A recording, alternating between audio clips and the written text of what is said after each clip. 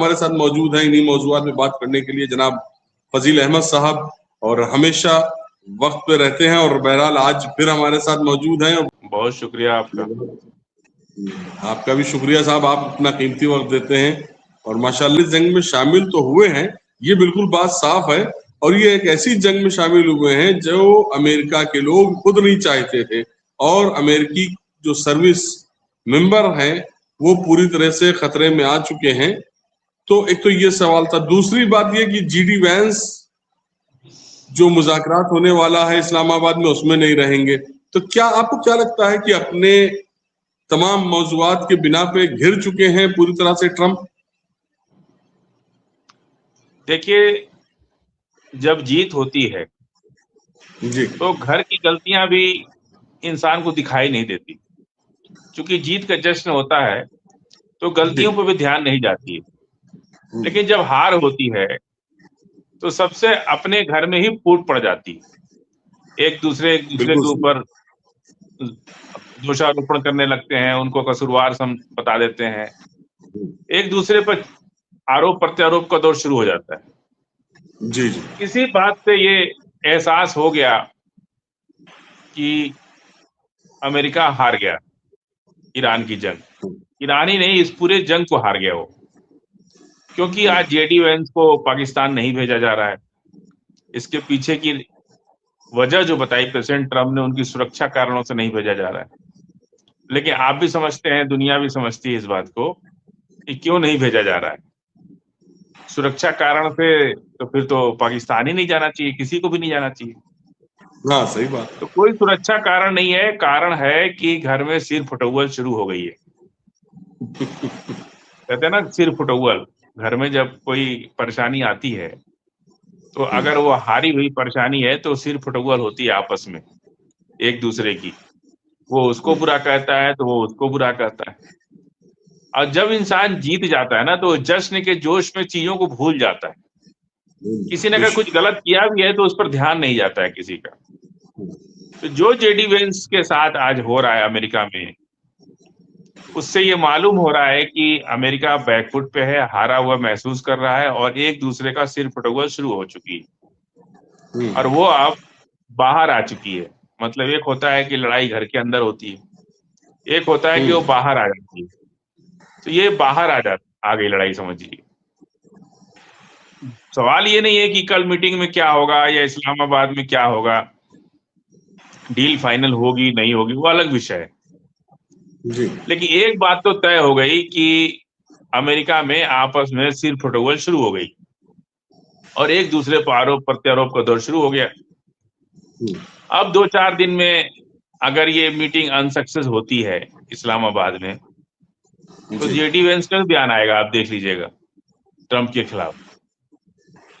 वो कहेंगे कि हम कह रहे थे ना ऐसा होना चाहिए था, ऐसा हो गया।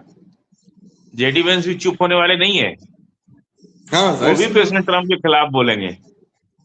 और जब बोलेंगे तो इतना बोलेंगे कि और भी लोग बोलेंगे। अभी तो ये कहते हैं ना कि पलीता में अभी आग लगी है। अभी जो पलीता होता है ना, पटाखे में जो पलीता लगता है, वो तो फटने से पहले जो है जलता है। तो ये पलीते में भी आग लगी है, अभी ये जलेगा फिर फटेगा। स्ट्रेट ऑफ हुर्मुज में क्या होगा, ईरान के साथ वार्ता कैसी होगी, इसके स्टोरी के बाद आप देखिएगा जेडी वेंस का भी बयान आना शुरू होगा। और प्रेसिडेंट ट्रंप और जेडी वेंस और दूसरे अन्य लोगों में पेशबंदी हो गई है, गोलबाजी हो गई। इस घटना से तो यही लगता है। उधर अमेरिका के जहाज को फिर बंधक बना लिया था आज ईरान ने। और मैंने कल आपको मलक्का स्टेट की बात की थी। ये चाइना से नहीं उलझना चाहेंगे, क्योंकि मलक्का स्टेट में ये जो इशारा किए ना कल चाइना को कि हम तुम अगर ईरान को ज्यादा सपोर्ट कर रहे हो तो हम भी तुमको देख लेंगे मलक्का स्टेट में। तो चाइना ने भी अपना वारशिप वगैरह भेज दिया, देख लो भाई, तुम हमको तो बाद में देखना, पहले ईरान को ही देख लो, और ईरान को बाद में देखना, पहले हूती को देख लो। हूती ने तुमकी 2 वारशिप डुबा दी थी। अब क्या देखने को, अब देखने को बचा क्या है दुनिया के अंदर? सबने अमेरिका की दादागिरी भी देखी और अमेरिका का गिरता हुआ ग्राफ भी देख रहा है। और आज अमेरिका की मतलब डाउनफॉल कह सकते हैं, डाउनफॉल भी अब दुनिया देख रही है और महसूस कर रही है, और खुद अमेरिकन भी महसूस कर रहे हैं। आने वाले वक्त में डॉलर का जो हाल हो जाएगा ना, कि वो बांग्लादेश और नेपाल के रुपया से भी नीचे आ जाएगा, जो हाल चल रहा है। जी, बहरहाल ये बहुत बड़ा जुमला है और वाकई आने वाले वक्त में मुझे भी ऐसे ही महसूस हो रहा है, क्योंकि हालात जो है बिल्कुल कर लो। ईरान तो कई बार मना कर दिया कि हम नहीं बात करेंगे, लेकिन फिर भी मनौवल कर रहे हैं कि नहीं भाई एक बार बात कर लो। यही बताता है कि अमेरिका की स्थिति क्या है। सुपर पावर एक नए पावर के सामने कितना झुक गया। खुदी को कर बुलंद इतना, सुने है ना, खुदी को कर बुलंद इतना, खुदा खुद बंदे से पूछे बता तेरी रजा क्या है। अब्दुल्ला खामनेई साहब आज हम लोग के बीच नहीं है, हालांकि हम तो नहीं मानते, लेकिन जब तक अभी ईरान डिक्लेयर ना कर दे तब तक हमको कहना ही पड़ेगा। जो उन्होंने तैयारी किया 40 साल, अमेरिका के आंख में आंख डालकर उन्होंने जो बात की, आज उसका रिजल्ट सामने है, वो दिखाई दे रहा है। जी हाँ, दिखाई भी दे रहा है, दुनिया भी महसूस कर रही है और ईरान ने दिखा भी दिया है। और आज एक बयान भी आया था, चलिए उस पर बाद में बात करेंगे, लेकिन अगर तैयारी की बात की जाए तो ईरान की जो तैयारी है वो पूरी तरह दुनिया के सामने है, नजर आ रही है। लेकिन अभी तक अमेरिका की जो तैयारी है वो मुखफ़फ़ है, क्योंकि अमेरिका ने तैयारी तो करी है, इसमें कोई शक नहीं। जो कुछ लोगों का मानना है कि अमेरिका जिस तरह से तैयारी कर रहा है उससे लगता है कि अब की जो जंग होगी वो बहुत जमकर होगी। तो ये बड़े बड़े बयानात आ रहे हैं, आपका इसमें क्या ख्याल है? तैयारी तो ईरान कर रहा है, अमेरिका की क्या कर लेंगे। किसी को भी हफ्ते 10 दिन में तैयारी करके कोई जंग नहीं लड़ पाएगा। तैयारी जो पहले से कर रखा है, ईरान ने तैयारी कर रखा है 40 साल से। और ये तो अपना अहंकार में थे कि हम तो सुपर पावर है, हमारे सामने तो कोई हो ही नहीं सकता। जी, तो तैयारी तो ईरान ने कर रखी है, और ये भी कहा कि हम सीज फायर का उल्लंघन नहीं करते, लेकिन हमारी तैयारी है। हमने अपनी मिसाइलों को अभी मिसाइल सिटी में नहीं पहुंचाया, अभी बाहर ही रखा है उसको। और अमेरिका उसके सामने क्या तैयारी है। वारशिप लेके स्ट्रेट ऑफ हॉर्मुज की नाकेबंदी करने गए थे, खुद का जहाज कैप्चर करवा लिए, इनके जहाज को बंधक बना लिया था IRGC ने, मालूम है आपको। जी जी, इनके गए थे नाकाबंदी करने, इनके जहाज को ही अगुवा कर लिया, बहुत मुश्किल से छोड़ा और कहा कि एकदम लाल सागर के उधर निकल जाना।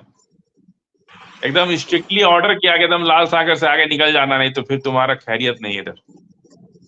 और इन्होंने कमिटमेंट करके लाल सागर से निकल गए, लाल सागर से हिंद महासागर में आ गए, यानी ईरान से 1200 किलोमीटर दूर। तो तैयारी तो अमेरिका की कोई है नहीं, क्योंकि उन्हें नहीं मालूम था कि इस तरह की जंग में हम उलझेंगे। वो तो समझ रहे थे कि हम अपने जैसे कोई बहुत पहलवान टाइप का आदमी होता है ना, तो वो अपने शरीर के दिखावट से ही कुछ दिन काम चला लेता है, समझ रहे हैं। वेशभूषा से ना भीख मिलती है। कोट पैंट टाई लगा के अगर आप किसी से पैसा मांगेंगे, कोई देगा नहीं आपको। उसके लिए फटे कपड़े, फटे जूते, फटे हाल बनना पड़ता है, तभी लोग देते हैं। तो भेष से भीख मिलती है। तो जो अमेरिका तो भेष अपना बदलेगा नहीं, वो भिखारी तो बनेगा नहीं किसी के सामने। और जो पावरफुल बन रहा है, तो पावर का जवाब ऐसा पावर से दे दिया ईरान ने कि आज भी उनकी नस जो है दबी हुई है। वो खौफ से जो, अच्छा, जब सब लोग बोलने लगते हैं ना, हम लोग भी बोलते हैं और भी लोग बोलने लगते हैं ना कि अमेरिका के शहरों पर मिसाइल गिरेगी, तब अमेरिका और डर जाता है। और क्यूबा का रास्ता इसीलिए खोल दिया गया है, तब अमेरिका और डर जाता है कि भाई ये लोग कहाँ से बोल रहे हैं, कहीं सचमुच ऐसा तो नहीं है। एक देखिए, मायने नहीं रखता है कि आपको कितने लोग देखते हैं, मायने ये रखता है कि आपको कौन कौन देखता है, समझ रहे हैं आप। जी जी जी, ये मायने नहीं रखता है कि आपका लाइव जो है कितने लोगों ने देखा, मायने ये रखता है कि आपके लाइव को किन किन लोगों ने देखा। किन किन लोगों ने देखा, सही बात। मान लीजिए मुस्तफा खामनेई साहब देख लें तो वो अलग ही अंदाज में आ जाएंगे कि हाँ भाई ये भी हो सकता है। ये लोग जो बात कर रहे हैं। तो सवाल ये नहीं पड़ता है कि आपका वीडियो में कितने लोगों ने देखा, सवाल ये होता है कि आपकी वीडियो को किन किन लोगों ने देखा। किन किन लोगों ने देखा। बहरहाल एक और बड़ी न्यूज मिली है साहब, उस पर भी बात कर ले, चर्चा बड़ा जोरों पे है। के इस डील में भी वो नहीं है, उनके कोई टीम का आदमी नहीं है उसमें, तो वो तो एकदम किनारे ही हो गया, बस वो मार खाने के लिए बचा है। उसको जो है सिर्फ मार खाने के लिए छोड़ दिया गया। कभी हिजबुल्लाह मारेगा, कभी हमास मारेगा, कभी हुती मारेगा, और सबसे बच जाएगा तो ईरान मारेगा। वो इजराइल तो अब मार खाने के लिए रह गया है और उसका कोई रोल नहीं है। और जब मार और खा लेगा तो जाके अमेरिका से रोएगा कि देखो मुझे इतना मारा, इतना मारा। तो अमेरिका कहता है कि कोई बात नहीं, मारा तो हम देख लेंगे, पेन किलर खा के सो जाओ, अभी दर्द की दवा खा के सो जाओ, कल देखेंगे किसने तुमको क्यों मारा। वही हाल इजराइल का हो गया इस वक्त। उसको ना तो ईरान पूछ रहा है ना अमेरिका पूछ रहा है। पाकिस्तान डील में इजराइल को जाना चाहिए था, लेकिन प्रेसिडेंट ट्रम्प कह रहे हैं वो तो अपना बच्चा है, उसको जो कहेंगे वो करेगा। इजराइल को क्यों बुलाना उसमें? बड़ों के बीच में बच्चे थोड़े जाते रहते हैं। जी नहीं, आप सही कह रहे हैं। एक मिसाल दी जाती थी पहले, अब तो लोग बहुत कम मिसालें देते हैं। एक मिसाल दी जाती थी कि धोबी से नहीं जीत सकते तो गधे के कान उमेट दिए जाते थे। तो सही बात है। अब आपने जो जुमला कहा ना कि मार खाने के लिए, तो अब अमेरिका का कुछ भी गड़बड़ होता है तो इजराइल पे आ जाती है। ये बिल्कुल आप सही कह रहे हैं कि हर आदमी उसको जो है वो कान उमेटने के लिए बैठा हुआ है, और वही हो ही रहा है। बहरहाल एक वजह इसके में और सवाल भी है, लेकिन डॉक्टर जे एक बयान दिया, उन्होंने कहा था कि नाटो देशों ने मेरी कोई मदद नहीं की है और मैं उसे याद रखूंगा, सजा के तौर पर स्पेन के साथ समझौता तोड़ दूंगा। वहीं 18वीं बार झुकने से इनकार करते हुए ठीक 11:45 पर स्पेन के प्रधानमंत्री ने पेड्रो ने कहा कि चाहे कुछ भी हो जाए, स्पेन इतिहास के सही पक्ष पे खड़ा है और मैं हमेशा इंटरनेशनल लॉ की रक्षा करूंगा और शांति का समर्थन करूंगा। ये तो रहा 11 और 11:45 वाला बयान। इस पे सवाल ये उठता है कि आपको क्या लगता है कि ट्रम्प यहां से जब फुर्सत पा जाएंगे तो क्या बाद में नाटो के मुल्कों से भी बदला लेंगे? वो कुछ नहीं करेंगे, कुछ भी नहीं करेंगे, आराम करेंगे। कहने को तो आज जेलेंस्की ने भी बहुत कुछ कहा है जी अमेरिका के लिए, प्रेसिडेंट ट्रम्प के लिए जेलेंस्की ने भी बहुत कुछ कहा है आज। बहुत कुछ उस पर बेवजह वो बातें उठा करके हम अपना टाइम खराब नहीं करना चाहते। जेलेंस्की ने भी बहुत कुछ कहा है अमेरिका के लिए। उधर फ्रांस, यूक्रेन, ब्राजील सब तो कह ही रहा है, जापान ने भी कहा, सारे तो कह रहे। और जो ये जो सोशल मीडिया प्लेटफॉर्म बन गया है ना, ये तो पूरी सेक्रेटरिएट को बाईपास ही कर दे रहा है। आपस में ही लोग भिड़ जा रहे हैं। पहले राष्ट्रीय अध्यक्ष जो कंट्री हेड होता था वो अपने सेक्रेटरिएट को डिक्टेट करता था जी, फिर सेक्रेटरिएट उसको अपना बयान बना करके भेजती थी। ये लोग तो तूतू में उतारू हो गए हैं। सोशल मीडिया प्लेटफॉर्म पे तूतू में हो रहा है और उसी की वजह से सारी स्थितियां बिगड़ रही हैं। सोशल मीडिया पे के बयान से सारी स्थितियां बिगड़ जाती हैं।